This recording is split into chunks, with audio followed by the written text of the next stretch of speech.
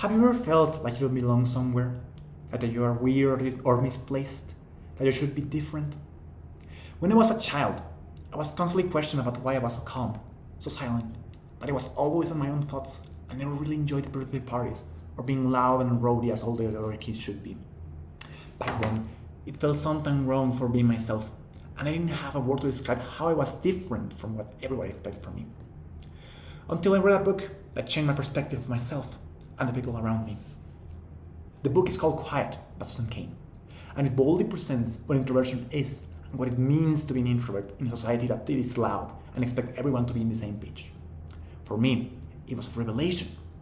Introversion is sometimes seen as a lack of extroversion, being a wallflower instead of the heart of the party, recluding oneself rather than loving to engage with others, and idleness instead of acting. By contrast, Cain presents introversion as a full spectrum in itself, as a more self-centered person who likes to reflect instead of reacting, finding fulfillment and joy with smaller circles of friends and needing self-time sometimes to recharge energy.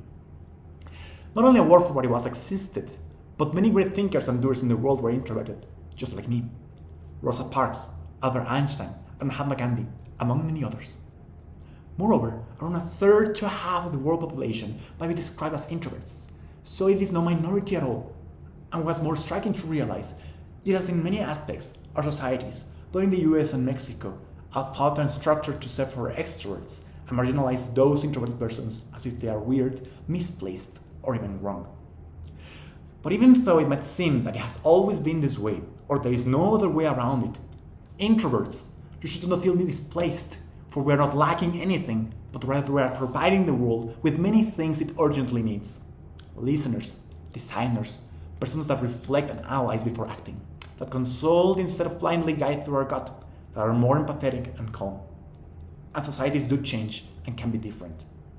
In Finland, you can be glad nobody speaks to you, because that means everything is alright. Reading is cherished, and people are praised for being self-centered.